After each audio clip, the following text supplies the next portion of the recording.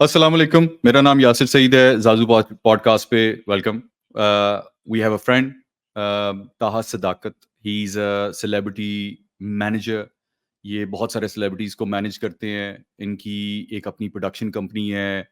अली ज़फ़र की movie Teefa in trouble he produced it, managed it. So उनसे बात करते हैं। Let's welcome mister Taha Sadaqat. Sir, sir, Assalamu alaikum. वालेकुम अस्सलाम। How are you? Good, how are you? Good, yeah. Tell me a bit about yourself. Uh, just a brief introduction. I primarily have a celebrity management company. I started doing this about 17 years ago. जिस वक्त सारे ये कहते थे कि ये क्या कर रहे हो, ये क्या होता है और I just followed my heart and I started doing it and started growing with that. I started working with a band called Josh from back in the day, if you Yeah, remember. yeah. वहाँ से journey शुरू हुई थी and then I managed Ali Zafar and then I ventured onto the sports side as well. So I'm currently managing Shoaib Akhtar, Rawalpindi Express, the fastest. Yeah. I've worked with Shadab Khan, Naseem Shah, a couple of other cricketers as well. Uh, then ventured towards productions, TV commercials produce करने शुरू So किए. you are one of the biggest celebrity managers in Pakistan. One of them. Uh, I mean, that's very kind of you to say that. Or I think you have a big portfolio with movies as well, or the kind of movies. पहले ही पाकिस्तान में थोड़ी बनती है, लेकिन जो बन रही हैं उसके अंदर भी you have a big contribution in that. Different चीजों का शौक थे जब बड़े हो रहे थे तो जहां जहां जो जो मौका मिलता गया तो कभी ना नहीं किया घुस गए Yeah, isn't that a joy to do what you love to do? You know, when you 100%. when I you mean, enjoy yourself every day. It is work. I understand there are parishaniya or stress and sargo, but then you still end up doing what you love to do. 100%. I mean, and I also feel that now, in this the current generation, जो अब बड़ी हो रही है, I feel they're doing this a lot more than our generation and people older than us. उस वक्त तो हर कोई अपने दिल के अरमान दिल में दबा के रख लेता था और कर लेता था. बिल्कुल. But I think आजकल बहुत सारे लोग वो कर रहे हैं जो वो करना चाहते हैं. Opportunities भी अब हो गई हैं Opportunities बहुत भी हो सारा. गई है. But nothing like doing what you love to do because then it's fun every day. मतलब मजा आ रहा है आपको एक चीज करने में and nothing like it. For somebody who wants to get into what you're doing now, आजकल, how do they get into what you're doing now? Uh, if you're particularly talking about celebrity management, Yeah. that is something a lot of people are doing now. When I started doing this, literally, there was barely anyone I could look up to. कि एक चीज होती है ना आप सोचते हैं कि मैं किसकी तरह करूं तो वो करने वाला कोई था नहीं एटलीस्ट पाकिस्तान में तो बिल्कुल नहीं So था. you paved the way for a lot of So people. I looked up to people internationally. I remember back in the day, the band I was managing, Josh, they collaborated with Nelly Furtado, who अच्छा. was a big Canadian artist at that time. Yeah. So Josh ने एक remix किया था उनके साथ गाना Powerless, Yeah. जो शायद आपको याद ही होगा. Very popular. So Powerless के लिए Nelly Furtado took Josh on tour. Europe का टूर किया, इंडिया का टूर किया. I am talking about 2007-8. So I was part of that tour, and I learned from her manager at the time. His name was Chris Smith. He was one of the top managers from Canada. Stroke of luck. So yeah, For you. I was very lucky कि और उनके साथ मैंने Europe का tour किया. Nelly Furtado used to fly with a group of 35 people. So traveling in that entourage and doing all of that, big shows in Europe, different arenas, and my exposure at the age of 21, 22 to these things, it was very, very handy for me. I think very early in my career, I learned all of this, and I got to learn from the best. That was really helpful. I don't think everybody gets these sort of opportunities. Yeah. You've been very lucky regarding that. ज्यादातर लोग काम कर करके ही सीखते हैं यहाँ पे. कोई जैसे कि एक्टिंग सिंगिंग के लिए भी यहाँ पे कोई एकेडमी नहीं है, यूनिवर्सिटी. Your opportunity come है. For example, you got that international exposure very early on. So एकदम से it flips a switch in your head कि यार इस तरह भी हो सकता है. But I think you're right कि पाकिस्तान के अंदर ये वाली अपॉर्चुनिटी बहुत कम है. एक अपनी लोकल कम्युनिटी है, छोटी कम्युनिटी है, इसके अंदर जो हो रहा है वो टॉप लेवल के ऊपर भी जो हो रहा है वो लोकली ही हो रहा है. So not a lot of people understand this. इस वक्त की मैं बात कर रहा हूँ, there were so many pressures from every side कि ये क्या कर रहे हो, टाइम जाया कर रहे हो. But I think I had that some sort of belief कि ये जो है ना, मैं इसी में से कुछ निकालूंगा अपने लिए. Parents supportive थे? Honestly, not that much. Especially not my father at all. My mother understood. Like I think माओ को एक बिलीफ होता है जो थोड़ा सा ज्यादा होता है फादर्स से. फादर्स के अपने कंसर्न होते हैं और वो अपनी जगह ठीक भी होते हैं. बट माएँ जो है वो थोड़ा सा ब्लाइंडली आपके ऊपर एक फेथ करती है. तो my mom was very early on, she was like कि अगर कुछ कर रहा है तो ठीक ही कर रहा होगा. But my father, it took him a while. I mean, 2-3 years of me doing some serious work. Then eventually he realized कि अच्छा यार वक्त नहीं जाया कर रहा, कुछ कर ही रहा है. So it was tough. कि अच्छा मदर और फादर तो अपनी जगह पे, जो आपके रिलेटिव्स होते हैं ना, वो तो आप दोनों समझा ही नहीं पाते कि आप क्या कर रहे हैं. वो आप कहीं सेलिब्रिटी मैनेजमेंट, अब चाचा को क्या पता, मामू को क्या पता, और उन्हें थोड़ा सा और भी बीच में डालना होता है आपके पेरेंट्स के दिमाग में भी कि यार ये तेरा बच्चा क्या कर रहा है. हाँ, बिल्कुल ऐसे ही है. और वो सो बट इन सारे प्रेशर्स के बीच में मैंने ये डिसाइड किया था, वो आप क्या बोलते हैं उसको, हॉर्स विजन. हाँ, टनल विजन जो होता है, मैं उसके कि यार मैं जो कर रहा हूँ मुझे इसमें मजा आ रहा है, मुनासिब पैसे भी बना रहा हूँ. इन द बिगिनिंग इतने ज्यादा नहीं होते थे, लेकिन बना रहा था. मैंने कहा यार मुनासिब पैसे बन रहे हैं, ट्रैवल कर रहा हूँ, दुनिया देख रहा हूँ. यार और क्या चाहिए था? I mean, think about it. आज अगर किसी से आप पूछो, आज की जनरेशन से पूछो, what are their aspirations? They want to make money. They want to travel the world. They want to see different cultures. They want to eat every kind of international food that they can and experiences, memories.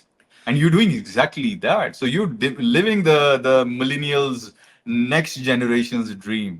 Actually, मेरा ये एक चीज जो मैं younger generation को बताना चाहता हूँ ना, कि आप अपने दिमाग में जो चीजें मैनिफेस्ट करते हैं ना, इवेंचुअली आपके साथ होता वही है. सही है. And I remember as a 16 years old, 15-16 years old, when I used to think about कि मैंने करना क्या है जिंदगी में, तो मुझे कुछ स्पेसिफिकली नहीं पता था कि मैंने क्या करना है. बट मेरे दिमाग में एक चीज थी, यार मैंने पूरी दुनिया देखनी है और अपने पैसों से नहीं देखनी. Like that sort of, you know. So how long did it take you to where, when you started to where you are now? कितने साल हो गए? I started working in 2007. So it's 2024, so 17 years now. और आपका पहले साल से जो एक अच्छा सब्सटेंशियल ब्रेक थ्रू आया, वो कितने साल के बाद आया? When which you call a breakthrough? I actually don't think like that. I किसी भी स्टेज के ऊपर मैं, because if I say breakthrough, or let's call it a milestone, then I will be belittling what I was doing before. I understand. So let's call it a milestone. What was your first milestone? I think my first milestone, I feel at that time, was the bringing the band I was managing to Coke Studio. Josh. Yeah, it was 2.5 years into I started working. So I remember that Rohel को मैंने email लिखा था, Rohel Hayat को, who was managing, who was doing Coke Studio. Did he know you पहले से या? He did not. Oh, he did not. It was literally like an email, a cold email, just cold call, cold email. कहते हैं, I just wrote to him, telling him about this is the band I manage, this is the music they have done, these are the songs they have done. We love the season 1, so season 2 is coming. We want to be a part of it. Luckily, Rohel ने उनका एक गाना सुना हुआ था. There was a song called Kabhi from their first album, and Rohel really liked that song. So he responded to me in 2 days, and he's like, "I really like Kabhi. I like the boys. What can we do?" And this is how we started communicating. At the same time, there was Nadia Khan show, which was very popular on Jio. So I wrote to Nadia Khan also. She also responded. So this is also a lesson for people कि ये cold emails जो cold calls जो होती है ना, they work sometimes. आपको लगता है यार कौन मेरे मैसेज पढ़ रहा होगा या कौन सुनेगा. अब आजकल तो इंस्टाग्राम और इन चीजों पे लोग रीच करते हैं, तब ईमेल ही कर सकते थे आप. So I wrote an email to Nadia Khan. She responded. She's like, I would love to have them on the show. Coke Studio से भी आ गया. Then there were these awards happening in Karachi. I wrote to those guys. So इस तरह के responses आना शुरू हुए, तो मुझे लगा कि यार मतलब मेरे. So it's always better. I'm being taken seriously. So it's always better to try and fail rather than not trying at all. 100%. अभी तो मैं आपको वो चीजें बता रहा हूँ which worked out. There were things which did not. ऐसे भी होता था कई जगहों पे. और भी लिखता था जहाँ से नहीं रिस्पॉन्स आता था या नेगेटिव रिस्पॉन्स आ जाता था, कुछ भी होता था। तो होते हैं ऐसे, बट ट्राई करना चाहिए, बिकॉज व्हेन यू ट्राई कभी ना कभी इट वर्क्स आउट। अच्छा, I'm a nutritionist. मेरा बहुत interest food, health, fitness, nutrition. You spoke about traveling quite a bit. How did you manage your food when you were traveling? Actually जो initial travel days थे ना, उसमें तो there was so much excitement, I wanted to try new things. अब वो अच्छी बुरी, healthy non healthy, वो कोई डिवीजन नहीं थी उस वक्त, अर्ली इयर्स ऑफ ट्रैवलिंग में। You were very young as well. I was very young, और उस टाइम पे एक्चुअली प्रॉब्लम देती भी नहीं है कोई चीजें, आप कर जाते हैं और वो हो जाती है, आपका सिस्टम जो है वो उसको चला देता है। सो उस अर्ली टाइम के अंदर तो I just wanted to try everything, because मैं पाकिस्तान में रहता था, यहाँ पे बड़ा हुआ था। तो as soon as you start getting that exposure, then you get the food exposure also, then you get all sorts of different things जो आपको सीखने को मिलती है, देखने को मिलती है। तो पहले तो मैं शुरू में ऑल इन कूद गया, और मैंने बहुत वेट भी गेन कर लिया था, बिकॉज जंक भी चल रहा था, जिस तरह की चीजें भी आपको मिलती हैं ट्रैवल के अंदर। एंड ट्रैवल में अ लॉट ऑफ टाइम्स, एक जो ट्रैवल की सबसे बड़ी प्रॉब्लम है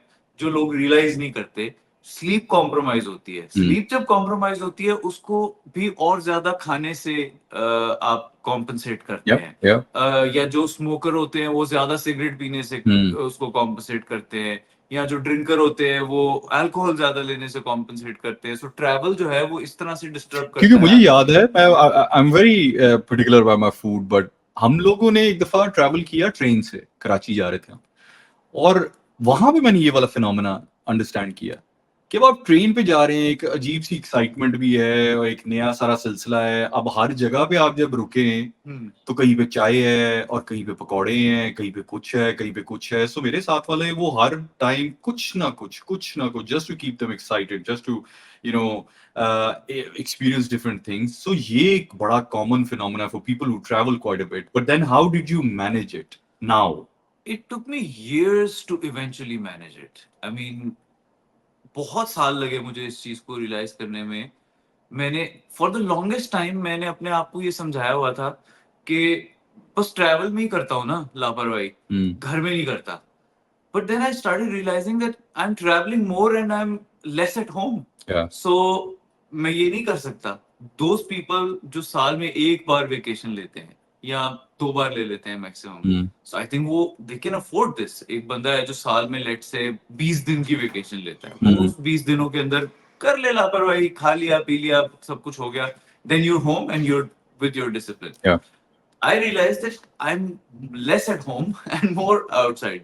आप सोचें कि 10 साल लगे मुझे इस चीज को समझने में। हालांकि मैं उन 10 सालों में बहुत फ्रीक्वेंट ट्रैवलर था, लेकिन मैं अपने आप को ये समझाता रहता था ट्रैवल में ही करता हूँ ना लापरवाही, घर पे थोड़ी करता हूँ। 10 साल के बाद मैंने रियलाइज किया कि नहीं यार, मुझे एक्चुअली और ज्यादा डिसिप्लिन की जरूरत है ट्रैवल के अंदर। बिकॉज आई थिंक एज भी तो कैचअप करती है ना। आप 22 साल पे अगर आप शुरू कर रहे हैं और जब आप 32 साल के हो जाते हैं, 22 और 32 का भी फर्क होता है, 32 और 42 का भी फर्क होता है। तो जब वो 10 साल गुजरे और फिर थोड़ी सी चीजें रियलाइज होना शुरू हुई कि यार हेल्थ इतनी अच्छी नहीं चल रही है जितनी होनी चाहिए, जल्दी थकन हो जाती है या जल्दी अब उस तरह। So then I was like, नहीं, अब ट्रैवल के दौरान मुझे ज्यादा हेल्थ का ख्याल रखना है। And there is an advantage कि when you're outside Pakistan you get more options for healthy food. Pakistan में तो थोड़ा सा मुश्किल होता है आप हेल्दी फूड ढूंढना, थोड़ी एफर्ट लगती है उसके अंदर। अनहेल्दी तो हर जगह मिल जाता है पाकिस्तान में, लेकिन जब आप बाहर होते हैं तो यू हैव ऑप्शंस, अच्छी सैलड्स मिल जाती है, हर तरह के खाने मिल जाते हैं। So then I started looking for good foods. And मैंने बुरे फूड, बुरा कह ले या अनहेल्थी फूड कह ले, उनको फिर मैंने मैनेज करना शुरू किया after 10 years of eating everything I could. So, Taha, you're 40 plus. And I just turned 40. You just turned 40. So, 40 पे क्या struggle है health की? At your age, with your profession and your routine, where do you struggle? I think sleep becomes a struggle at times. वो भी again travel के दौरान जो है वो स्लीप स्केड्यूल जब चेंज होता है तो वो थोड़ा सा स्ट्रगल बन जाती है। Last year I was dealing with a bit of a high cholesterol, कभी कभी उससे रिलेटेड मुझे हेल्थ कंसर्न आया, then I managed it with actually thanks to your product Cardio 5, which I use, and I actually didn't even know you at the time. So I used it, and it worked. It has done wonders for me, to be very honest. The way I feel. But as you age, there are things which are different. You cannot feel the same जितना आप 20 साल पे feel करते थे 40 साल पे. It's different. Body aches होती हैं at times, थकन जल्दी हो जाती है. So I think आदतें अपनी साथ साथ बंदे को बदलनी चाहिए. मैं वो बड़े बुजुर्गों वाला लेक्चर नहीं देना चाहता कि यार कोई भी अनहेल्दी चीज यंगर एज में आप ना करें. ठीक है, एक्सप्लोर करें, लेकिन विद एज अपनी आदतें चेंज करते जाएं उस एज की रिक्वायरमेंट के हिसाब से. पता है मुझे 4.5 साल हो गए हैं ये करते हुए, और मैंने रियलाइज किया है कि पीपल आर विलिंग, और वो चाहते भी हैं, और वो हिम्मत भी और एफर्ट भी करना चाहते हैं. तो मैंने रियलाइज किया people still don't know what to do, direction सही क्या है. अब for example you talking about body x. हमारी जो बॉडी है उसका मेन बिल्डिंग ब्लॉक जो है that's proteins. all human beings, all living organisms, उनका main building blocks are amino acids, proteins, right? So आपके हड्डियां, आपके muscles, आपका heart, your skin, your bones, your hair, all the internal organs, उन्होंने मजबूत और अपनी रिपेयर जो करनी है वो सिर्फ प्रोटीन्स के ऊपर करनी है. ना शुगर काम आएगी, ना कार्बोहाइड्रेट्स काम आएगी, ना फैट काम आएगी. सो अगर आपकी आपकी बॉडी एक दीवार है तो प्रोटीन्स उसके अंदर ईंटें हैं. आप एक दीवार सिर्फ सीमेंट से भी खड़ी कर सकते हैं, बट दैट्स अ वीक दीवार. सो वो जो आपका बिल्डिंग ब्लॉक है दैट्स प्रोटीन. अब if I ask you, if you have 1 meal और 2 meal और 3 meals a day, आपकी उस प्लेट के ऊपर प्रोटीन कितनी है? Because most of the cases जो लोग खाना खाते हैं उसके ऊपर मोस्टली उनकी खाने के ऊपर कार्ब ज्यादा है. रोटी बहुत ज्यादा होगी, चावल बहुत ज्यादा होंगे, टोस्ट बहुत ज्यादा होंगे, पराठे होंगे, एंड प्रोटीन जो है वो बहुत थोड़ी होगी. So if you are 70-80 kgs, your body requires at least 70-80 grams of protein every day. एक बॉइल्ड अंडा इज 7 grams. आपको 10-11 अंडे या उतनी अमाउंट ऑफ प्रोटीन डेली खानी है, सिर्फ अपने मसल मास, अपने बोन स्ट्रक्चर, अपने हार्ट और अपने इंटरनल ऑर्गन्स को मेंटेन करने के लिए. जस्ट इमेजिन के हम लोगों ने पिछले 10, 15, 20, 25, 30 सालों में अपनी मिनिमम प्रोटीन की रिक्वायरमेंट पूरी नहीं की. अब आपका मसल खत्म हो रहा है, और वो सारा जोर बिकॉज मसल ने आपकी हड्डियां और आपका पूरा स्ट्रक्चर उठाया हुआ है. जब मसल वीक होता जाएगा सारा जोर आपकी एंकल्स, आपके घुटनों, आपकी बैकबोन और आपके कंधों पे पड़ना शुरू हो जाएगा. Why will you not get body aches? That's something that people don't realise. Not कि you don't want to be healthy, but probably जिन लोगों को, maybe I guess doctors को, जिसको हम एक्सपेक्ट करते हैं कि जी डॉक्टर्स बताएंगे, ये डॉक्टर्स ने कभी नहीं पॉइंट आउट किया कि everybody needs a certain minimum requirement of proteins. तो हमारी बिरयानी बड़ी शौक से हम अगर लाहौर में भी खाते हैं, कराची में, अब उस पूरी बिरयानी की plate is all carbohydrates. All the carbohydrates will convert into sugar. So वो पूरी plate is full of carbohydrate जो आपकी बॉडी के अंदर शुगर में कन्वर्ट, इतनी सी बोटी होगी उसके ऊपर. So why will you not get weaker? How? आपको डायबिटीज क्यों नहीं होगी? I ask this every time, and then फिर पीपल से कि यार ये तो हमने यही तो सुना है सबसे, हमेशा यही सुनते आए, रोटी चावल खाओ ताकत आती है, रोटी खाओ रोटी ताकतवर होती है. हमने वो सारी चीजें एलिनेट कर दी. अंडे ज्यादा नहीं खाने, गर्मी हो जाएगी. बीफ नहीं खाना, यूरिक एसिड हो जाएगा. चिकन नहीं खाना, वो ब्रायलर है और वो ये है और वो है. तो क्या खाना है? सब्जियां, carbohydrates, salads, carbohydrates, roti chawal, carbohydrates, cereals, carbohydrates. So we're pumping ourselves with so much sugar every day. We were in 2023, we were in diabetic patients की list में Pakistan was at number 1 पिछले साल. Is it a coincidence? No, it's a diet.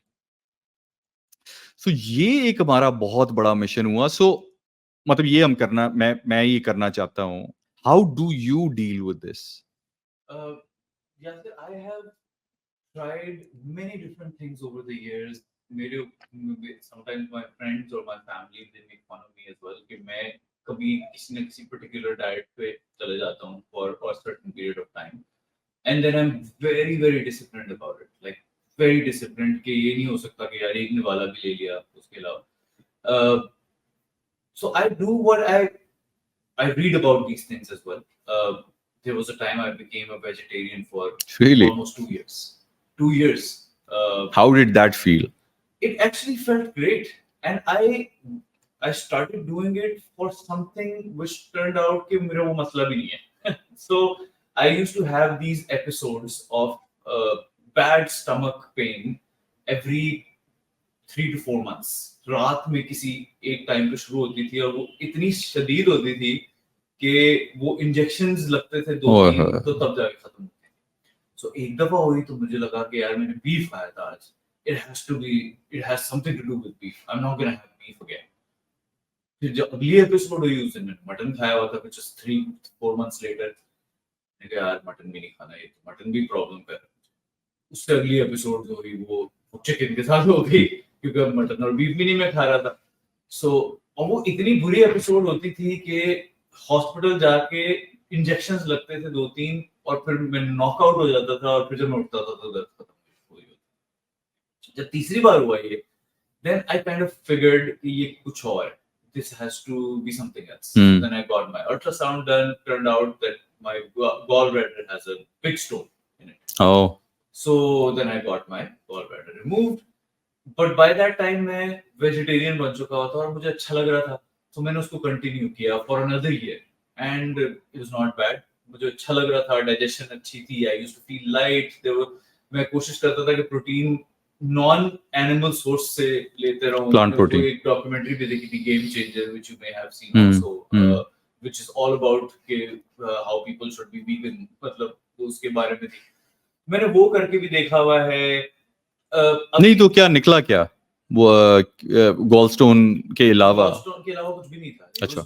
उसके बाद वो episode कभी नहीं हुई. अब 4 साल हो गए हैं मुझे. Are you on any medications? No, not at all.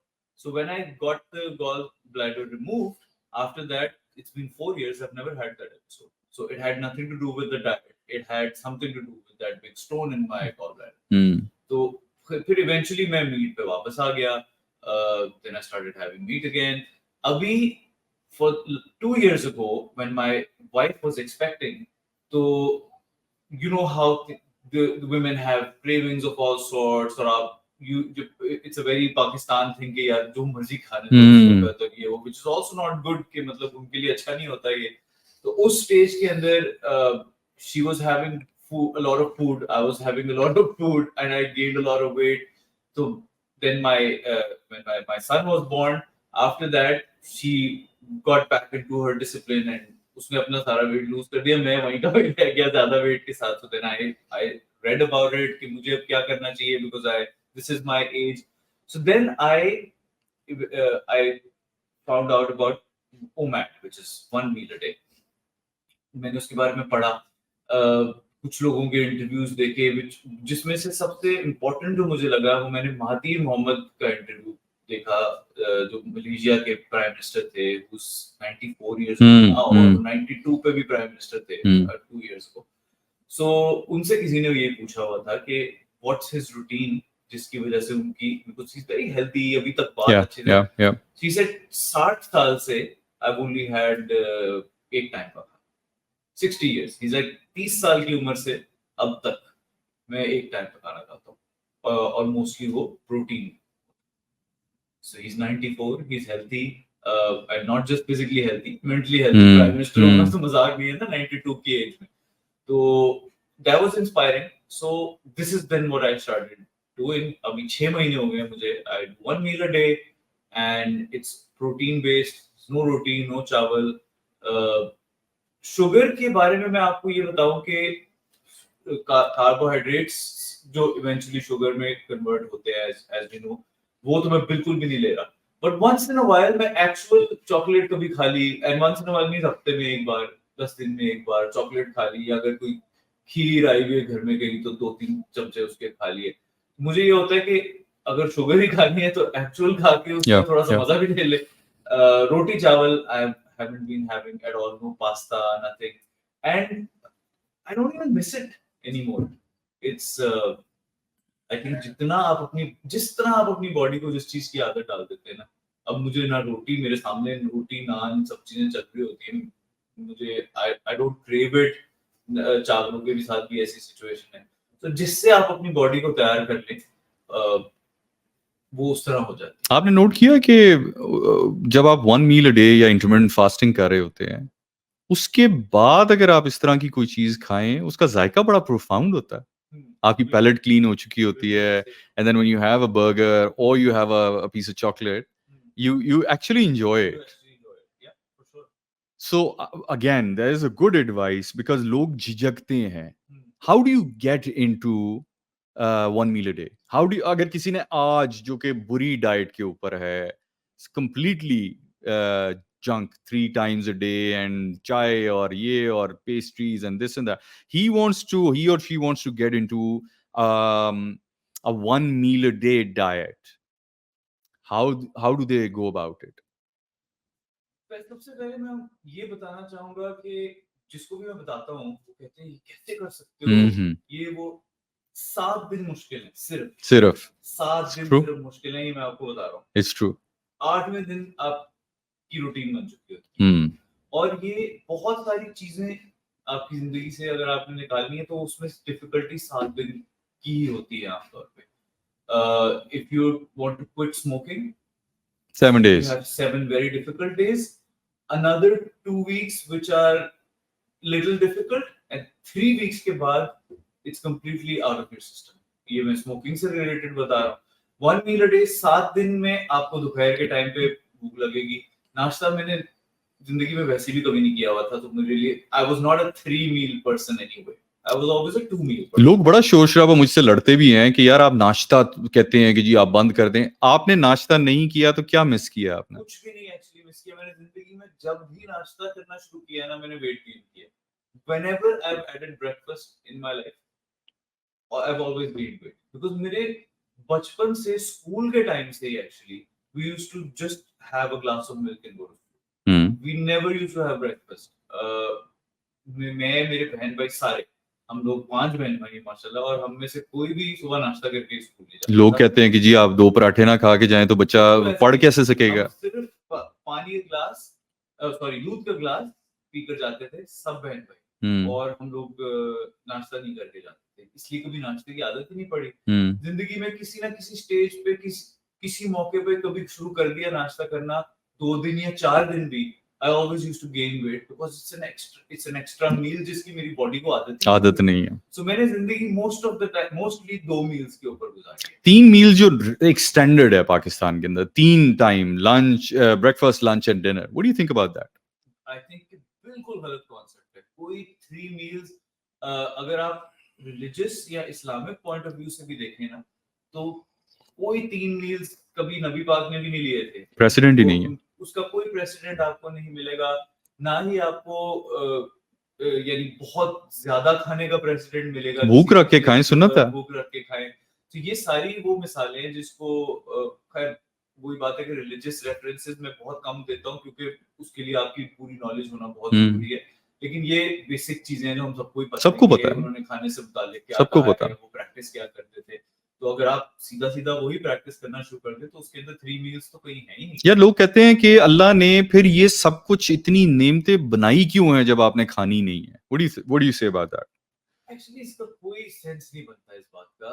नियमित उन्होंने ये इसलिए तो नहीं बनाई कि आप एक ही दिन में खा ले सारे, नियमित बनाइए। नहीं, मैं कई दफा कहता हूँ, पे मैं कई ग्रो दफा करें। कहता हूँ कि अल्लाह ने तो कोई ऐसे पौधे भी बनाए हैं जिसमें से ड्रग्स निकलती हैं, तो क्या वो भी खाना शुरू कर दें? हाँ, मतलब अगर एक उन्होंने सारी चीजें बनाई है तो एक आज खा ले, एक कल खा ले, एक परसों खा ले, इसका ये मतलब तो नहीं है कि 3 मील्स में अलग-अलग चीजें आज ही खानी है सारी। अच्छा, और मेरी आर्ग्यूमेंट पता है क्या है? मेरी आर्ग्यूमेंट ये है कि चलें जी, मान लिया बहुत इंपॉर्टेंट है ब्रेकफास्ट, और 3 वक्त का खाना बहुत जरूरी है आपकी एनर्जी के लिए और आपकी फंक्शनिंग के लिए, और रोटी चावल बहुत इंपॉर्टेंट है आपकी डाइट के अंदर, carbohydrates are essential for your body. ठीक हो गया, मान लिया।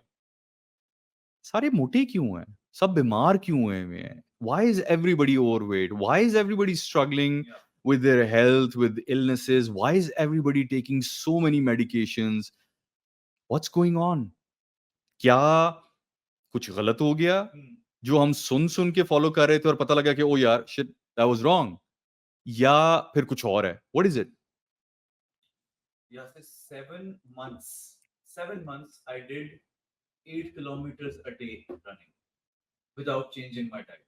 I did not lose a kilo क्योंकि डाइट चेंज नहीं की। 8 किलोमीटर भाग रहा था किसी दिन ट्रेडमिल पे, कभी पार्क में जाके, कभी सड़क पे, 1 किलो लूज नहीं किया। वेट कब लूज करना शुरू किया? जब कार्ब्स छोड़े, शुगर छोड़ा, प्रोटीन बढ़ाया, दिनों के अंदर फर्क होना शुरू। There has to be something right about it. Yeah. That Actually, पता क्या है? Sugar is a very addictive substance. And then वो कार्ब्स की भी जो शुगर है, बॉडी शुगर को इतनी आराम से छोड़ती नहीं है। The reason why a lot of people think that they cannot leave sugar and carbs is just like a smoker would say कि यार मैंने सिगरेट छोड़ना है। There comes a time, आज आप सोच भी लेंगे कि यार मैंने छोड़ना है, बट जब उसके सिगरेट का टाइम आएगा वो कहेगा यार ना, I cannot do it. I don't want to do it. मैं नहीं छोड़ा। So this actually at times ties up to addiction. And I know you are into rehabilitation, you're involved with that, of addiction rehabilitation के साथ भी और diabetes care के साथ भी, these are the two sides of health जिसमें my father, his name is Dr. Sadakat Ali, who's the pioneer of drug rehabilitation in Pakistan. Interestingly, वो ये दोनों चीजों को हमेशा कहते हैं कि they're very connected, diabetes and drug addiction. Yeah. ये दोनों, and he started saying this in 1981. That's when he started working in this field. सबसे पहले उन्होंने drug rehabilitation का काम शुरू किया था 1981 में, और उसके 2 साल बाद 1983 में उन्होंने डायबिटीज केयर का शुरू किया, because he said they're so related. They're both so related कि इसमें एक ही तरह की केयर रिक्वायर्ड है, एक ही तरह की काउंसलिंग रिक्वायर्ड है, साइकोलॉजिकल, सिर्फ इसमें जो मेडिकल साइड ऑफ इट है वो डिफरेंट है, यानी दवाइयां अलग अलग टाइप की देनी पड़ती हैं, डायबिटीज की अलग, सिम्टम्स भी सेम है, so counselling, so psychological side of this is the thing, that is why till date he treats these two things, drug addiction and diabetes. They're so close to each other, so connected. A lot of people actually say, और मुझे बड़ा ताज्जुब होता है, कई दफा मैं मतलब फ्रस्ट्रेट भी होता हूँ, लोग कहते हैं कि यार डायबिटीज चीनी से नहीं होती। I fail to understand this argument कि people say कि यार नहीं, वो स्ट्रेस की वजह से हो सकती है, वो इससे, वो जेनेटिक है, ये है, वो है। People, I mean, और मैं कई दफा ये सोचता हूँ कि जो बंदा ये सारी जिंदगी से सोच रहा है कि डायबिटीज चीनी से नहीं होती, वो कैसे बचेगा? देखिए, इसमें इतना सिंपल फिनोमेनन, बहुत सिंपल चीज है। जब आपकी बॉडी यानी आपकी पैंक्रियास इंसुलिन बनाना बंद कर देती है तो आपको ठीक है, इंसुलिन वो चीज है जो आपकी बॉडी में शुगर लेवल्स को रेगुलेट करती है। सही है। सो जब इंसुलिन बनना बंद हो गई है तो जो बाहर से रिफाइंड शुगर या आर्टिफिशियल शुगर आपकी बॉडी के अंदर जाएगी वो रेगुलेट नहीं होती, तो फिर आपको इंसुलिन आउटर सोर्स के तौर पे देनी पड़ती है, जो इसको फिर अब आप ये देखें, यहां तक तो बिल्कुल ठीक है और यहां तक लोग ये बात करते भी हैं कि जी क्योंकि आपके पेनक्रियाज काम नहीं कर रहे तो आपको डायबिटीज हो गई। But people don't understand the first part, आपके पेनक्रियाज ने काम करना छोड़ा क्यों है? बिकॉज बचपन से लेकर 30-35 साल तक इतनी शुगर कंजम्पशन थी कि पेनक्रियाज इंसुलिन बना बना के एक टाइम पे आके जवाब दे देते हैं।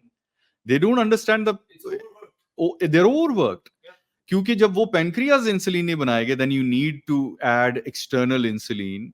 सो But do keep in mind that there are genetic factors involved also.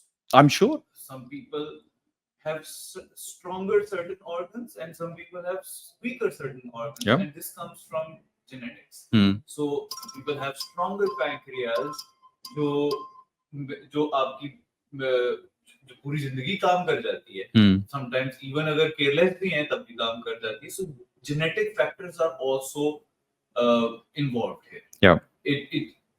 आज मेरी बॉडी किसी चीज पे डिफरेंट रिएक्ट कर सकती है और आपकी डिफरेंट रिएक्ट कर सकती है बिकॉज हम डिफरेंट जीन्स से आए हैं. बट ये पॉसिबल है कि डायबिटीज आपको चीनी, अगर आपकी डाइट में चीनी नहीं है, क्या कोई ऐसी चीज है जो आपको डायबिटीज कर सकती है? कोई फैक्टर अगर आपकी डाइट में शुगर और कार्ब्स नहीं है? Actually Yasir there is a possibility of that. Okay. Especially अगर आप if you heard about juvenile diabetes, जो छोटे बच्चों के अंदर, आपने भी अपनी बेगम की प्रेगनेंसी की बात की थी ना, तो अभी लेट्स टॉक अबाउट दैट, मुझे बताएं. जुवेनाइल जो डायबिटीज होती है, वो बच्चे की अपनी कंजम्पशन तो वो नहीं होती शुगर की उतनी, तो वो बेसिकली उन्होंने इनहेरिट की होती है और वो जीन्स भी उनको मिलती है. ओके, मुझे एक और पॉसिबिलिटी बताएं. टॉकिंग अबाउट दैट डायबिटीज जो उतने पीरियड के लिए खातून को होती है जिस टाइम पे वो प्रेग्नेंट होती है. मुझे ये बताएं what do you think about this? I have a logic about it. So एक खातून जो प्रेग्नेंट है, वो अपनी प्रेगनेंसी के 7-8 महीने 9 महीने अगर हाई शुगर और हाई कार्ब डाइट लेगी तो क्या वो शुगर फीटस में ट्रैवल नहीं करेगी? बिल्कुल करेगी. So can there be a possibility कि जी अगर आप प्रेग्नेंट हैं और आप अपनी, जिस तरह हम मना करते हैं कि जी सिगरेट नहीं पीना, कोई ड्रग्स नहीं करने, अल्कोहल नहीं लेनी, जस्ट बिकॉज कि उसका डायरेक्ट इम्पैक्ट बच्चे के ऊपर हो रहा है. But women in Pakistan, when they have high sugar and high carb consumption during their 9 months of pregnancy, because उस टाइम पे तो एवरीथिंग इज ऑन कि जी आपको ताकत की जरूरत है, खाएं जो मर्जी खाएं, डोनट्स खाएं, ये खाएं, जो क्रेविंग होती है खाएं, बॉडी मांग रही है, सारा कुछ हो रहा है. सो उन 9 महीनों में when you are on an excessive, other than the usual excessive high sugar and high carb diet, so वो चीज आपके बच्चे के अंदर ट्रांसमिट हो सकती है. ओके, सो डायरेक्टली उस बच्चे को उस स्टेज के ऊपर वो ट्रांसमिट नहीं हो सकती, बट लेटर स्टेज, लाइफ की लेटर स्टेज के ऊपर ये एक रोल प्ले कर सकती है. जो हम जुवेनाइल डायबिटीज की बात कर रहे हैं ना, juvenile diabetes is directly passed on from a diabetic mother to a child who's born.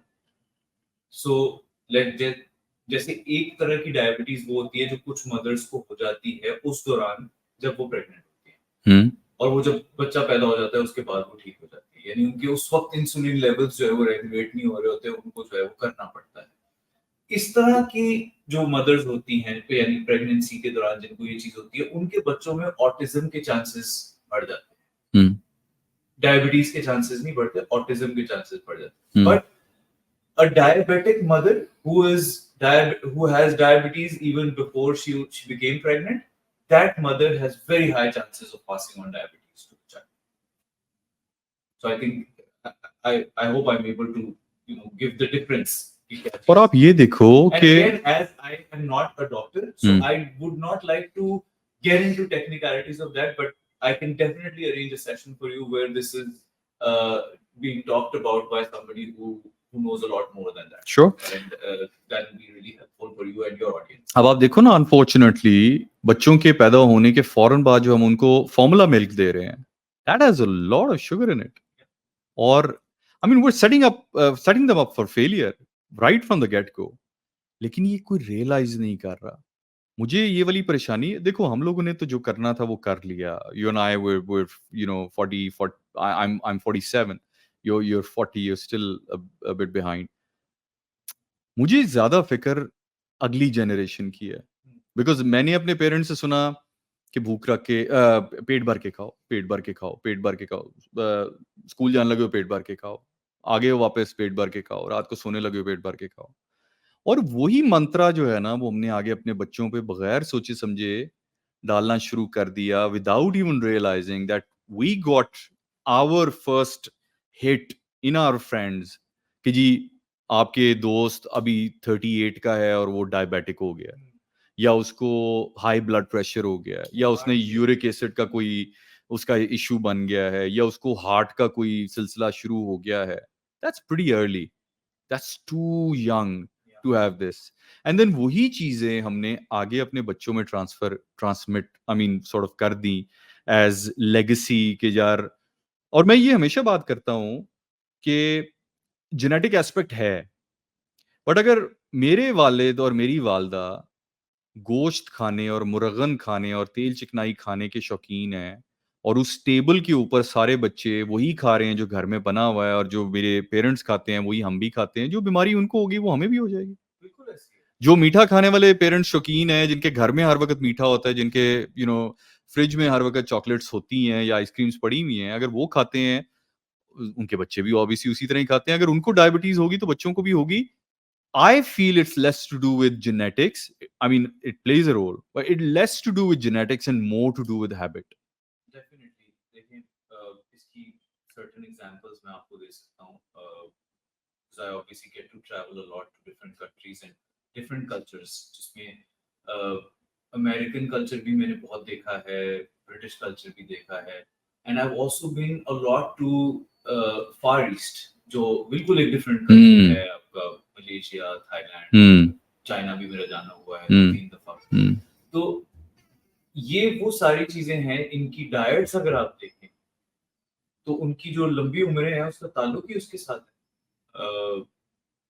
people live up to usually live up to 85-90 easily और 85-90 healthy easily for the lack of right word, मतलब 85-90 पे खड़के भी नहीं होते, चल रहे होते हैं। यार हमारा पाकिस्तान में 40 इस खड़कना, यहाँ पे अगर कोई 85 पे पहुंचा भी हुआ है ना, तो ना तो उसको बात समझ आ रही है, ना वो चल पा रहा है, वो फिर बस है। तो मतलब 80 अगर तो पहुंच गया है 85-90 पे हेल्थी होना physically and mentally, this is what I see in the culture of Far East. So Far East में डाइट आपने क्या एक्सपीरियंस की है? फार ईस्ट में डाइट में पहली बात तेल का इस्तेमाल कम, क्या कहते हैं गर्म पानी का इस्तेमाल मैंने बहुत ज्यादा देखा है। पीने में ठंडा पानी यूज नहीं करेंगे, गर्म पानी इस्तेमाल करते हैं। जो आपके मीट्स होते हैं यूजुअली बॉयल करके, वो ये जो हॉट पॉट का जो कॉन्सेप्ट है, this is a very far east concept. हमने तो अपने ही कोई चाइनीज फूड बनाया है ना, वो असल में चाइना में बहुत कम मिलता है, वो उस तरह का खाना नहीं होता। So they have high protein diet, because लोगों का ना, लोगों का एक कॉन्सेप्ट है कि यार चाइनीज जो है वो चावल बहुत खाते हैं, बट दे डोंट रियलाइज कि उनकी चावलों की और प्रोटीन की प्रोपोर्शन बहुत डिफरेंट है। बिल्कुल ऐसे ही है। वो जो पहली बात तो वो चावल खाते हैं वो होता है आपके बहुत छोटे से पोर्शन होता है, लेकिन नाश्ते में भी वो खा रहे होते हैं। मैंने देखा, बिकॉज हम बैंकॉक शूट्स वगैरह के लिए बहुत जाते थे, तो ब्रेकफास्ट जब लगता था शूट्स पे, तो चाइनीज वहां के जो इतने लोग होते हैं वो राइस खाते हैं, बट इतनी सी सर्विंग राइस की, अंडे ज्यादा, मीट की चीजें ज्यादा, राइस की सर्विंग थोड़ी, ऐसा नहीं कि बहुत ज्यादा यूज कर रहे होते। लेकिन जो हॉट पॉट का जो कॉन्सेप्ट है ना, वो है ही ये कि टेबल के बीच में एक पानी का एक बड़ा सा पड़ा हुआ है, जिसमें जो आग जल रही है, जिसके नीचे पानी उबल रहा है कॉन्स्टेंटली, वो उसमें डालते रहते हैं मीट, और एक सर्टेन टाइम उसको देके उसमें से निकालते हैं। अच्छा, अब ये देखो, ये फार ईस्ट में भी है। फार ईस्ट की आपने बात की, आई रिमेम्बर मेरे दोस्त थे रशिया से आए हुए थे, हमारे क्लाइंट्स भी थे और उनके साथ बड़ी दोस्ती थी हमारी। सो उन्होंने कहा कि यार आप लोग रोटी चावल बहुत ज्यादा खाते हैं। मैंने कहा यार what is your staple? He said exactly the same thing. So he had their own version of hot pot, वो कहते हैं यार हमारा पतीला होता है, उसके अंदर हम चिकन, बीफ, मटन, ये सब कुछ, वो पोर्क, जो भी उन्होंने मीट डालना है वो डाल देते हैं, बॉईल करते रहते हैं, उसके अंदर वो सब्जियां डालते हैं, अपना नमक मिर्च डालते हैं, और कहीं थोड़ा सा आलू, उनका जो है ना वो शौक से, बड़े रशियंस जो हैं वो आलू शालू बहुत शौक से खाते हैं, but again most of their diet was high protein, and जो कार्ब्स हैं वो बिल्कुल सपोर्टिंग है, साथ में थोड़ी बहुत। हम लोगों ने जो गलत कर दिया ना, हमारी predominant primary diet is carbohydrates. बिल्कुल ऐसे ही है, 3-3 रोटियां, पराठे 3-3, मतलब ये बैलेंस हो कैसे सकती है? आप देखो सालन में, और सालन में भी क्या है, आप इन दी एंड अगर मीट कंटेंट देखो, आपकी थोड़ी सी मीट, हम 2-2 रोटियां उस थोड़े मीट के ऊपर खा जाते हैं। पेट भरना होता है, पेट भरने भरना। के लिए। ये अगर आप देखें ना कॉन्सेप्ट पेट भरने का, वो रोटी से पेट भरने का कॉन्सेप्ट है यहाँ पे, कि यार ज्यादा पेट भरना है। आप जिससे भी बात करोगे वो यही कहते हैं कि जी पेट नहीं भरता, पेट नहीं भरता। हमने पेट भरना क्यों था? वो क्योंकि बचपन से एक आपकी वो हुई हुई है ना, ट्रेनिंग हुई हुई है हम्म। पेट भर के खाना है। हम्म। अनफॉर्चुनेटली ना हम एक ऐसी जनरेशन से बिलोंग करते हैं जिसमें ये तो ये सोच ही नहीं सकता कोई कि माँ बाप गलत भी हो सकते हाँ सही है। और ये ऑलरेडी इसको बदतमीजी समझा जाता है कि ये कैसे हो सकता है। माँ बाप हमारी तरह ही इंसान है, जैसे मैं हूँ वैसे आप है, हम भी गलत होते हैं चीजों के अंदर, ठीक होते हैं वैसे वो भी होते हैं। वो कॉन्सेप्ट के जो उन्होंने कह दिया वो बिल्कुल ठीक है, ऐसा बिल्कुल भी नहीं होना चाहिए और ना है। और नहीं, and there is no disrespect. There's no disrespect in that. They are human beings just like you. आपने गलत चीजें की हैं तो उन्होंने नहीं की होंगी, उनके भी गलत, उन्होंने भी तो इनहेरिट ही किए होंगे ना ये चीजें। वाह, सो उस चेन को ब्रेक करना है कहीं पे आके। एग्जैक्ट, मैं हर बार ये बात करता हूं कि ये जो हमारी कॉपीज चलती आ रही है ना, कि एक जनरेशन की ब्लैक एंड व्हाइट कॉपी, फिर उस ब्लैक एंड व्हाइट की आगे एक और ब्लैक एंड व्हाइट कॉपी, और उसकी somebody has to create that original version, because जो भी उस साइकिल को तोड़ देगा उसकी अगली जनरेशन सीधी हो जाती है। पास ऑन वो करेगा आगे, जो जो पीछे से चलता आ रहा है उसको ब्रेक करना पड़ेगा, और उस साइकिल को जो है वो That's true, because अभी मुझे बार बार, आई थिंक मुझे इतनी, क्योंकि मेरे 3 बच्चे हैं और मुझे ये बड़ी फिक्र रहती है कि यार ये जो साइकिल है, because I just like you, सबके हमारे बचपन के दोस्त हैं, मैंने हकीकतन अपने दोस्तों से मिलना कम कर दिया, and I miss them dearly, but मैंने उनसे मिलना इसलिए कम कर दिया है because we don't have anything to do other than having food, and the kind of extravagant dangerous food, कि क्या आप सोच सकें कि जी पाए और निहारियां और चांपे और ये और वो वहां से आ रहा है और ये यहाँ से आ रहा है, and all we do is eat eat eat, and we don't realise. और आप देखो ना, इसका इसका भी आपके पास क्या जवाब है? ओ यार मरना है सारा, एक दिन खाओ पियो मौज करो, इसका जवाब क्या है? मुझे तो समझ नहीं आती। देखिए, ट्रेडिशन को ब्रेक करना जो है वो इट टेक्स हार्ड वर्क। और पहली बात तो ये कि ट्रेडिशन को ब्रेक करना को ही बुरा समझा जाता है। ट्रेडिशन बुरी भी होती है, अच्छी तो नहीं होती सारी। So my father was always a चाय ड्रिंकर। मेरे अब्बू चाय पीते थे हमेशा। हम 5 बहन भाई हैं, मेरे अलावा बाकी चारों चाय पीते हैं। My mom never used to drink चाय।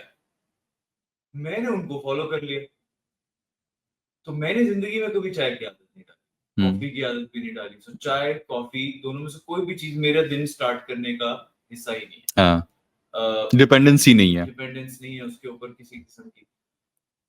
मेरे बाकी चारों बहन भाई जो है वो somehow or the other, whether because of my father or for any other reasons, वो सब चाय पीते हैं। और वो फंक्शन भी वो कहते होंगे कि जी हम तो सुबह उठ के चाय ना पिए तो कोई फंक्शन ही एक नहीं दो कर महीना, रहा। कोई 2 कप पीता है, किसी की कोई आदत है, किसी की कोई आदत है। मैंने डिलिबरेटली ये एफर्ट की कि मैंने ये नहीं करना। जिंदगी में 1-2 बार ऐसा हुआ कि 3-4 दिन तक पी ली, 3-4 दिन चाय पी ली, 5वें दिन मैंने कहा नहीं, ये तो मैंने नहीं करना। Then I would make an effort कि नहीं मैंने और मैं आपको एक और चीज बताऊं, मैंने रियलाइज किया, मैं सोचता हूँ इस बारे में, it's just a fun thing, या कि once in 6 months या कहीं गया वो कोई चाय बना के ला रहा है तो चलो पी ली, मतलब it's never something which becomes a part of my. मैंने एक चीज रियलाइज की कि व्हेन अगर आपका बचपन इंटरेस्टिंग है, पाकिस्तान में मोस्टली लोगों का अच्छा बचपन, हमने बहुत अच्छा बचपन गुजारा है मोस्टली। और जब आप when you grow old and you look around and there are issues and थोड़ी सी life is tough for everyone है, और जो चीजें निकलती रहती हैं, we tend to go back into nostalgia always.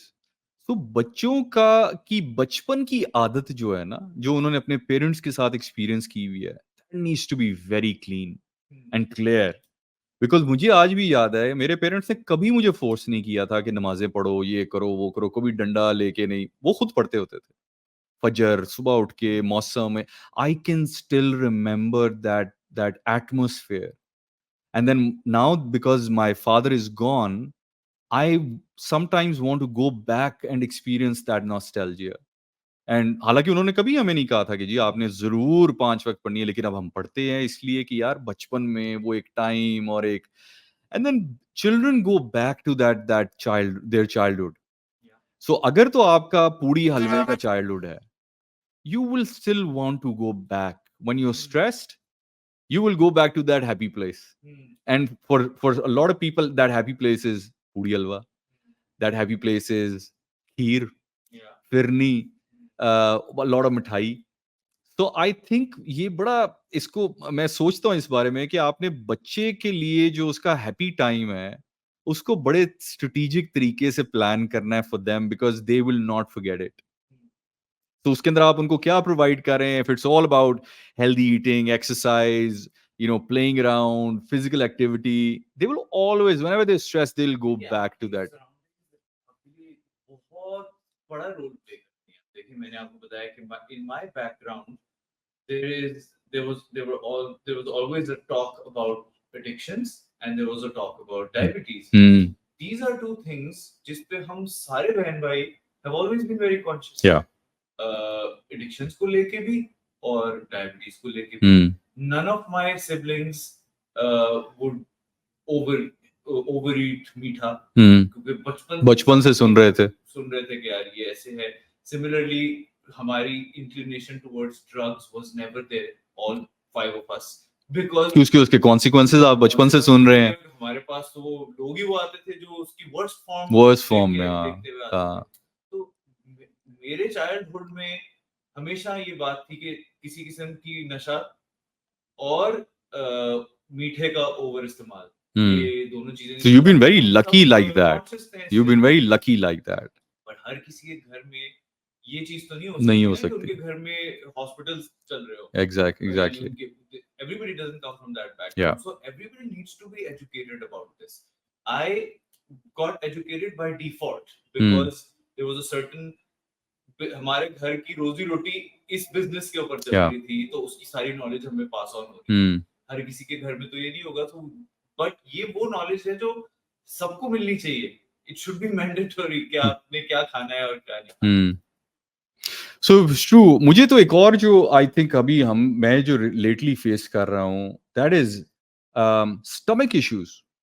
इतना ज्यादा है यार। मैं कभी, because obviously I consult with lot of people, और वो हमारी कॉल्स आती हैं बहुत सारी, डेली बेसिस पे सैकड़ों लोगों की कॉल्स हैं। 99% of the people are on some kind of omeprazole. I don't know why. Doctors पता नहीं प्रिस्क्राइब क्यों करते हैं। हम पैदा हुए, हमारे मैदे का एसिड बहुत स्ट्रांग है। It's almost as close to car की बैटरी का एसिड, बिकॉज उसने खाना डाइजेस्ट करना है, और अगर कोई फॉरेन बैक्टीरिया आपके खाने के जरिए पेट में चला जाता है, उसको मारना है। उसके अगेंस्ट आपकी एक बैरियर है, your strong acid. Omeprazole will stop creating that acid in the stomach. आपके मैदे का एसिड वीक होगा, आपकी खाना डाइजेस्ट नहीं होगा, आपको कमजोरी होगी, आप कॉन्स्टिपेशन आपको हो जाएगी, and then you are wide open for bacterial infection. And I fail to, and I have never gotten a decent response from a doctor prescribing an omeprazole. Never. Because I think patient के point of view से patient को shortcut चाहिए, अपनी problem से उसको निजात चाहिए shortcut में. Changing lifestyle or dietary habits is a long-term solution. It takes hard work. It takes a while. सो लोग शॉर्ट टर्म सोल्यूशन की तरफ जाते ताहा हैं। मुझे ये शॉर्ट टर्म भी नहीं लगता। हम्म, मैं आपको बताऊं मेरी इसके बारे में थियरी क्या है।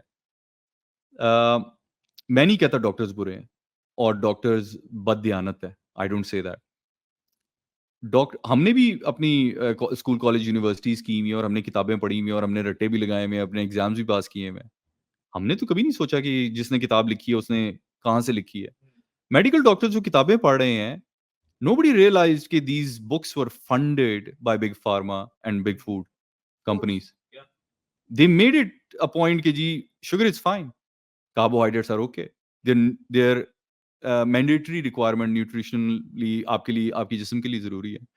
So आज पाकिस्तान के हर घर में ये ओमेप्राजोल के साशे और कैप्सूल्स ऐसे बिक रहे हैं जैसे ऐसे अवेलेबल हैं जैसे आप पैनाडोल खाते हैं। Yeah, बिल्कुल।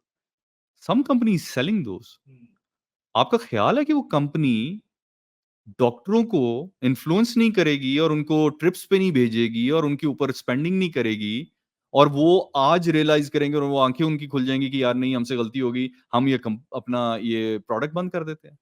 नहीं सर, ये प्रोडक्ट तो बंद भी उस वक्त होगी जब कोई नई प्रोडक्ट बेचनी होगी। या तो तब इसकी बुराइयां भी निकल आएंगी, तब इसमें खामियां भी सो निकल फ्रैंकली जो आपने कहा ना कि ये शॉर्टकट है, ये एक्चुअली शॉर्टकट नहीं है। आज गलती से आपने ओवर ईटिंग कर ली और आप गलती से डॉक्टर के पास एक दफा चले गए, you will have to be hooked once on to that omeprazole once and then you are done. उसके बाद मैदा खराब से एक दवाई से दूसरी दवाई, फिर endoscopy and colonoscopy and H pylori and bacterial infections and then antibiotics and gut उड़ गया, उसके बाद आपका फिर आपको कुछ और हो गया। It's a long cycle. उसके बाद इट्स अ डाउनवर्ड स्लोप, फिर आप नहीं बचते। और उस दौरान 10 12 15 20 साल में डॉक्टर्स की फीसें, एलोपैथी की दवाइयाँ, उनका खर्चा, आप उसको कंपाउंड करते हैं तो पूरी जिंदगी में वो शॉर्टकट, सो कॉल्ड शॉर्टकट, आपको इतना महंगा पड़ जाता है कि जिसपे फिर मैं हमेशा कहता हूँ यार, डाइट और नेचुरल फूड से जो आप अपने लिए कर सकते हैं, इंसान सारी हजारों साल से भी तो जिंदा है ना यार। कौन सी डाइट मतलब एंटीबायोटिक्स थी और ये सारा कुछ था, कौन सी रोटी चावल और ये पेस्ट्रियां थी जिसपे जो अब नहीं खाएंगे तो कुछ हो जाएगा। हम लोग सारी जिंदगी गोश्त पे जिंदा रहे हैं। इंसान ने सारा जब से ये शुरू हुआ है, गारों से निकलना, ट्राइब्स में से निकलना, जानवरों को पकड़ना, मारना, गिराना, उठा के किलोमीटर के किलोमीटर वापस लेके आना। सो उनको खोल के क्या करना था? उनका गोश्त खाना है, चर्बी खानी है, इंटरनल ऑर्गन्स खाने हैं, एंड दैट्स इट।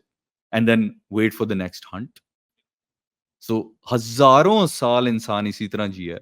हमने जंगें लड़ी हैं इतनी ही खुराक के ऊपर। एक बादशाहों का सबसे बड़ा फीस्ट क्या था? गोश्त। And we forgotten about it. अब हमने उसी को डीमोनाइज कर दिया। But this conversation obviously leads to the same fact जो हम off air भी बात कर रहे थे, that when any of this becomes a business, तो फिर वो चीजें ड्राइव करती हैं, whether it's food or it's health, pharma, ये बिजनेसेस भी तो हैं। ये सिर्फ लोगों को तो खाली मुफ्त में तो नहीं बांट रहे ना यार। और बिजनेस है। बड़ा बड़ा वो अजीब सा, मतलब हार्ड हिटिंग सा है। अगर आज जंगें बंद हो जाएं तो ये जो असले का जो पूरा $1 ट्रिलियन का बिजनेस है वो किधर जाएगा? आज हम सारे सेहतमंद हो जाएं तो $1 ट्रिलियन का जो हॉस्पिटल्स की का नेटवर्क है और बिजनेस है वो किधर जाएगा? आज हम सारे सेहतमंद हो गए तो डॉक्टरों के पास कौन जाएगा? ये दवाइयां कौन लेगा?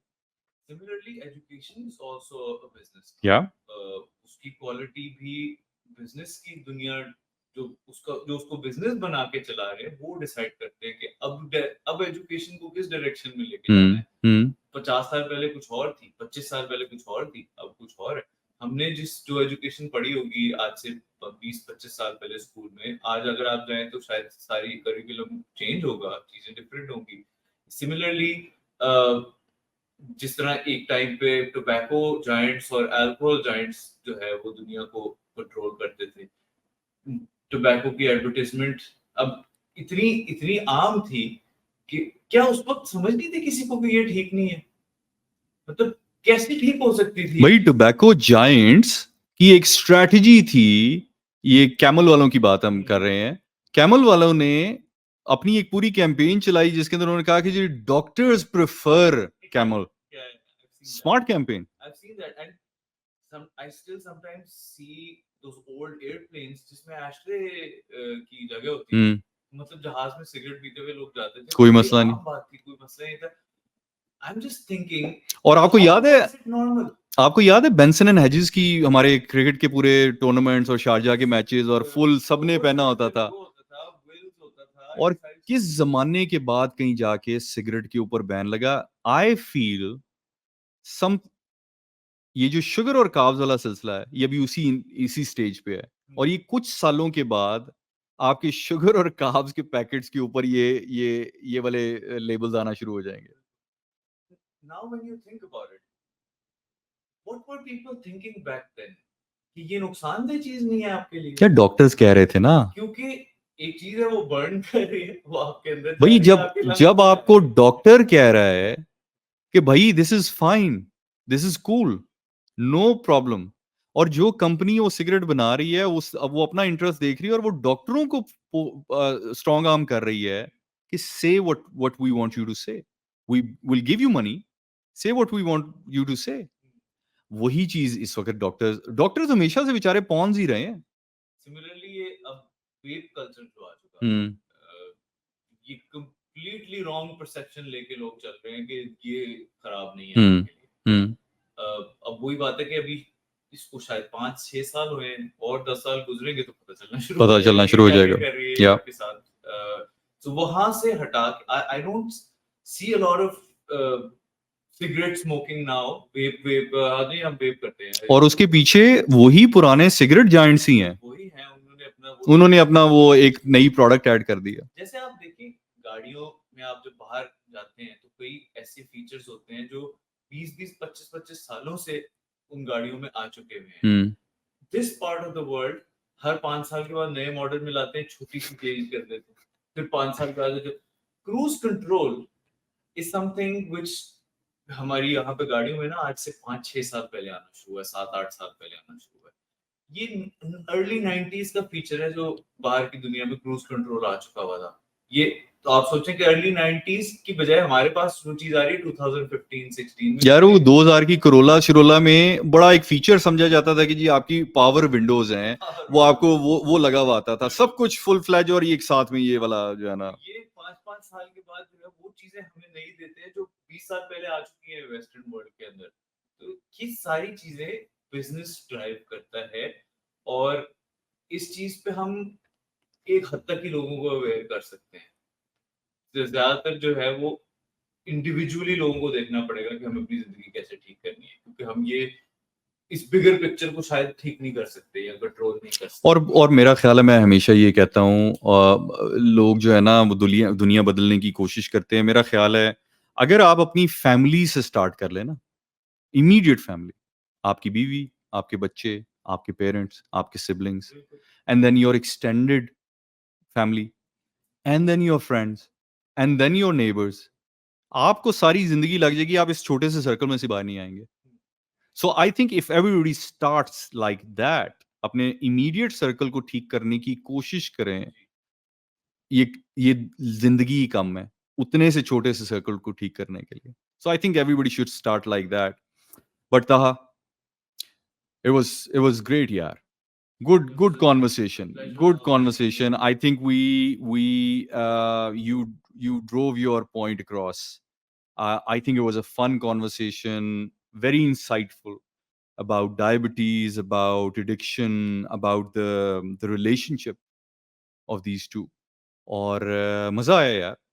बिल्कुल, I mean, these are the things we can go on for hours. For hours and It can hours. become boring for people also. So, but awareness is important. It's very important because पहली चीज ये है कि पहले पता तो कर लें ठीक क्या है, गलत क्या है, फिर उसके बाद आप देखो, पहले वही बिल्कुल कि पता करें कि ठीक और गलत क्या है, और सेकंड जो सबसे मुश्किल काम है वो एक्सेप्टेंस है कि हम गलत हो गए। लोग यहां तक नहीं पहुंच पा रहे, they don't want to accept कि जी हमने गलती कर दी या पेरेंट्स से गलती हो गई। लोग इस बैरियर को नहीं क्रॉस कर पा रहे। जब छोटी सी रियलाइजेशन जो हमने just before starting this off air हमने बात की थी, वही मैं यहाँ पे करना चाहूंगा, which is कि अब जो चीजें हमारी डेली डाइट का हिस्सा थी ना, जो घर का खाना जिसको कहते थे, जो रोज खाते थे, we realized कि वो तो चीट मील है, वो तो अब हम सिर्फ मजे के लिए कर सकते हैं, it was never healthy. जो हलवा पूरी की बात आप कर रहे हैं, या जो नान चने, या जो आलू के पराठे, जो भी चीजों की बात हो रही है, this was an everyday thing for all of us, or people at least हमसे older generation तो definitely ये रोज के नाश्ते के तौर पे उसको इस्तेमाल करते थे। हम तो फिर भी जरा थोड़ी सी बेहतर चीजों के ऊपर आ गए हुए थे। तो रियलाइजेशन ये है कि ये रोज के खाने की चीज तो है ही नहीं, ये तो सिर्फ कभी कभी मजा लेने के लिए जो है वो आपका आइसक्रीम भी ऐसी ही चीज है, या खीर भी ऐसी ही चीज है, ये वो सारी चीजें जो आप शायद इवन सोडास का जो इस्तेमाल, जिनको कोल्ड ड्रिंक्स कहते हैं, या कोक, पेप्सी, ये सारी चीजें ये हर रोज हर मील के साथ खाने पीने वाली चीज नहीं है।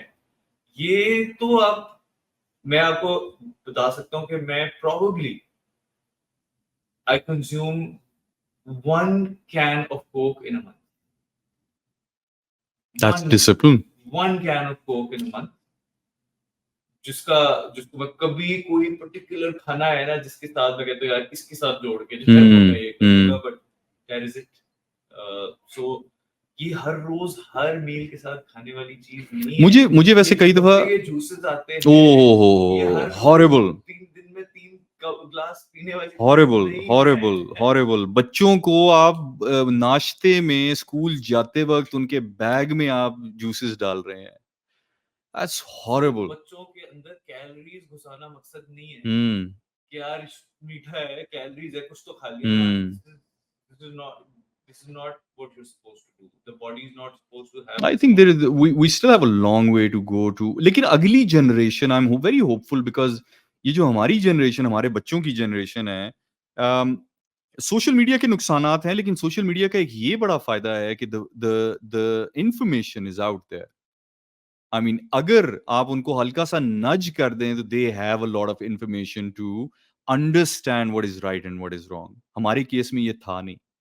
जो आपके पेरेंट्स ने कह दिया, जो आपके टीचर्स ने कह दिया, जो आपके रिश्तेदारों ने कह दिया, that was fine, that was it. So आप उसको ना क्वेश्चन कर सकते थे। अब तो बच्चे, चलो फिर हम क्योंकि एक बीच की जनरेशन में से हैं कि जहाँ पे हमने कि जी बड़ों के सामने नहीं बोलना, और आगे बच्चे, तो हम एक इन बिटवीन जनरेशन है, मीडिएटिंग जनरेशन है, कि जो हम कहते हैं कि यार ठीक है, yes you can question, but जरा थोड़ा सा तमीज से, all of that. So I think अगली जनरेशन को अगर ठीक रास्ता और ठीक डायरेक्शन मिल जाए, this should be okay. I hope so, और मेरी बड़ी ख्वाहिश है। बट आपके आने का यार बहुत शुक्रिया। It was a very insightful talk. I said this before as well, but मजा आया। Thank you so much for having me, and hopefully we'll do this again soon. हाँ, some other topics absolutely related to health, because this needs to be told. These are the things जो सबको बतानी चाहिए, क्योंकि पता नहीं होगी तो फिर सीखेंगे कैसे, फिर वो चेन ब्रेक करनी है। So let's hope that we're able to break that chain. Definitely, and again, thank you so much for having me, and let's do this again soon. Definitely. Thank you. नहीं जी, बहुत शुक्रिया आप सबका। अल्लाह हाफिज।